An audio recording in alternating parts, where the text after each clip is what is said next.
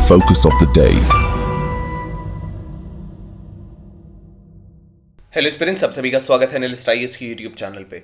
Recently एक Bollywood actress का video viral हुआ था जो कि डीप फेक से बनाया हुआ है और भी बीच में ऐसी चीजें आती रहती हैं। देन इस टेक्नोलॉजी को कैसे बनाया जाता है, कैसे डिटेक्ट किया जा सकता है, इसके पॉजिटिव एप्लीकेशंस, इसके चैलेंजेस क्या हैं, इसके बाद भारत इनको कैसे डील करता है।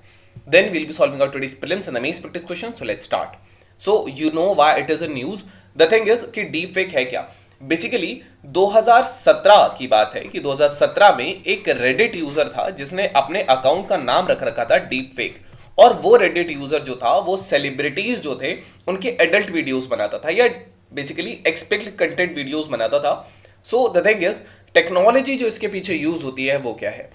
तो जो टेक्नोलॉजी होती है वो इमेजेस को बेसिकली मॉडिफाई कर देती है। So what is a deep fake. Deep fake basically एक फेक कंटेंट होता है जो वीडियोस को, पिक्चर्स को या ऑडियो को powerful artificial intelligence tool use करके उनके कंटेंट को चेंज कर देता है।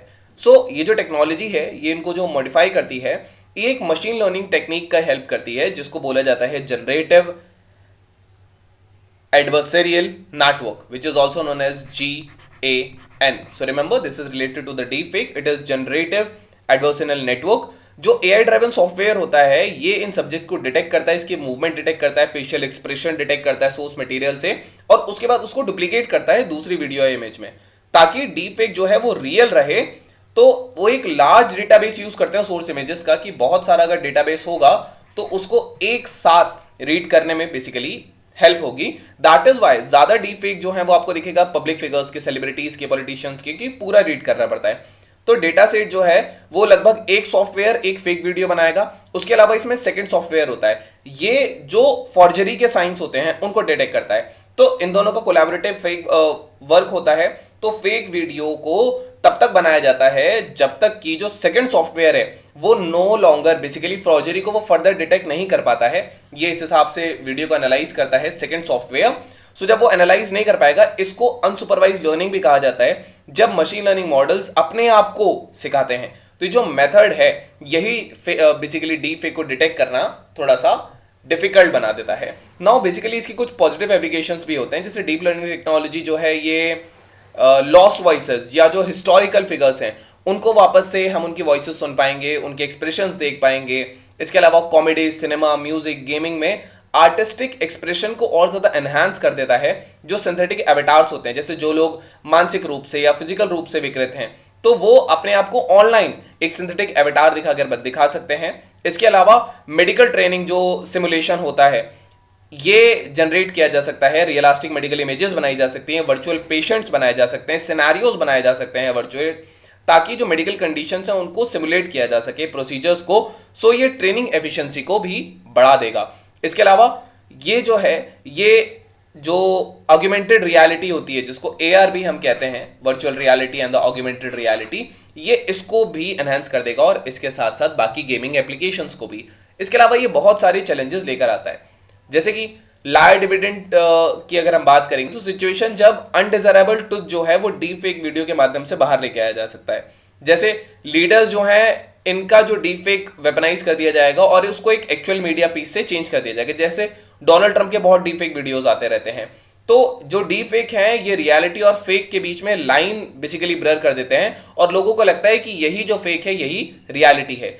और मोरओवर एक चीज और होती है कि जो डॉक्टर्ड कंटेंट होता है वो रियलिस्टिक फेक वीडियो के तौर पे जब आता है तो उसको बेसिकली पब्लिक का परसेप्शन अल्टर करने के लिए भी यूज किया जाता है, एक डेमोक्रेटिक डेफिशिएंट बनाया जा सकता है। जैसे कैपिटॉल हिल वायलेंस 2021 में एक वायलेंस हुआ था जिसमें डीप फेक मीडिया का यूज हुआ था।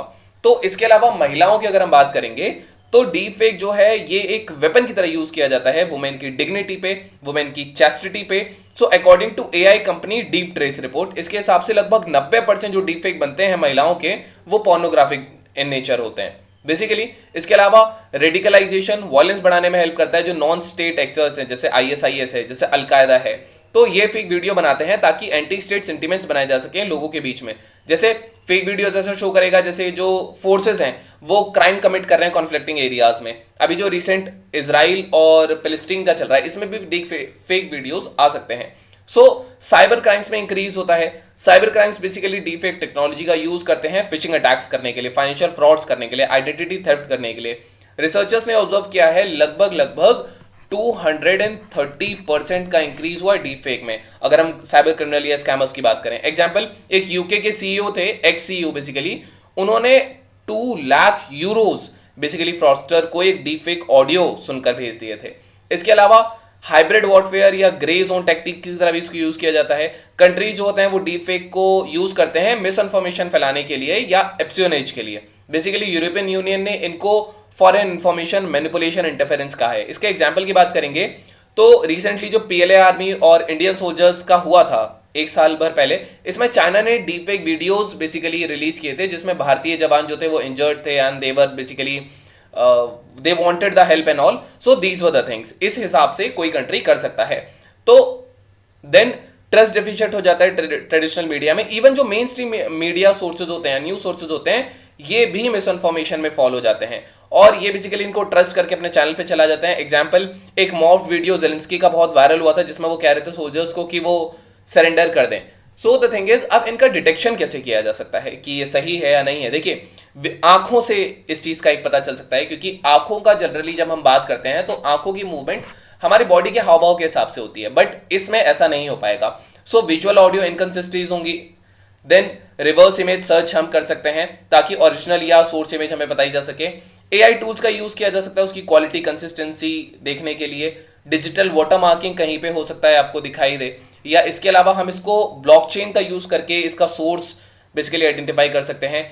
और मोरओवर एक पब्लिक अवेयरनेस या एक व्यक्ति को खुद एजुकेट किया जा सकता है कि कोई भी वीडियोस पर भरोसा नहीं किया जा सकता because deepfake technology is still there. So the thing is कि भारत का ऐसा क्या स्टैंड है इन पर? देखिए, भारत के पास कोई लीगल रूल नहीं है स्पेसिफिकली इसके लिए, लेकिन कुछ एक्ट हैं जैसे कॉपीराइट वायलेशन हो गया, डिफेमेशन हो गया एंड साइबर फेलोनीज हो गया। इनका यूज करके जो भारत है वो इनसे डील कर सकता है। जैसे आईटी एक्ट ऑफ 2000, इसका जो सेक्शन है 66E, ये जो सेक्शन है ये डीप फेक क्राइम्स में एप्लीकेबल है, जिसमें पब्लिशिंग, कैप्चरिंग, ट्रांसमिटिंग किसी लोगों की इमेज को मास मीडिया में उनकी प्राइवेसी को वॉयलेट करता हुआ, तो इसके तहत उन पे कार्रवाई की जा सकती है। ऑफेंडर्स जो हैं उनको लगभग 3 साल तक की सजा और 2 लाख तक का जुर्माना इसमें हो सकता है इस एक्ट के अंदर। देन आईटी एक्ट का एक और सेक्शन है जो है सेक्शन 66D। ये जो सेक्शन है ये इंडिविजुअल्स के प्रोसिक्यूशन की बात करता है जो कम्युनिकेशन डिवाइसेस का यूज करते हैं, किसी इलेक्ट्रॉनिक डिवाइसेस का यूज करते हैं, कंप्यूटर सोर्स का, in basically intent to cheat और इम्पर्सनेट समवन। सो ये इंप्रिजनमेंट देता है 3 साल का और 1 लाख तक का फाइन। ये 2 चीजें हैं। इसके अलावा जो आता है वो आता है कॉपीराइट प्रोटेक्शन एक्ट, जो इंडियन कॉपीराइट एक्ट है 1957 का बेसिकली ये एक्ट है। सो इस एक्ट के हिसाब से ये कॉपीराइट देता है वर्क्स का, फिल्म्स का, म्यूजिक का, बाकी कोई क्रिएटिव कंटेंट का, वॉइस का। सो कॉपीराइट ओनर्स जो है वो लीगल एक्शंस ले सकते हैं इंडिविजुअल्स के लिए जो इनकी डीप फेक टेक्नोलॉजी से यूज करते हैं। आजकल तो सिंगर्स का एंड इनफैक्ट प्राइम मिनिस्टर तक का जो डीप फेक ऑडियो है वो काफी इंस्टा वगैरह पे आप वायरल देख सकते हैं। सो सेक्शन 51 जो है कॉपीराइट एक्ट का, ये पेनल्टीज देता है कॉपीराइट इन्फ्रिंजमेंट के लिए। इसके अलावा गवर्नमेंट की एडवाइजरी थी 9 जनवरी 2023 को, जिसमें सरकार ने, जो ministry of information and broadcasting है, इसने एडवाइजरी इशू की थी मीडिया ऑर्गेनाइजेशंस के लिए कि वो कॉशन के साथ काम करें जब भी वो कोई कंटेंट एयर कर रहे हैं तो।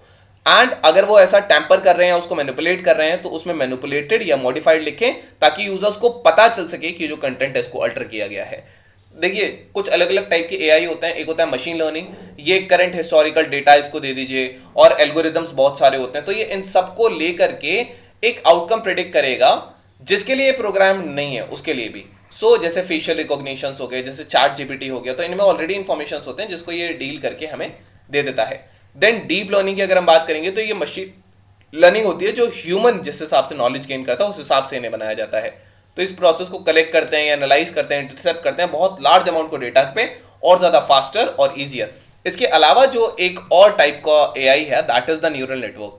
ये हार्डवेयर सॉफ्टवेयर को इस प्रकार से डिजाइन किया जाता है कि वो जैसे न्यूरॉन्स काम करते हैं किसी ह्यूमन ब्रेन में, उसी प्रकार से वो काम करें। And this is how the Sophia and all AI bots are being made right now.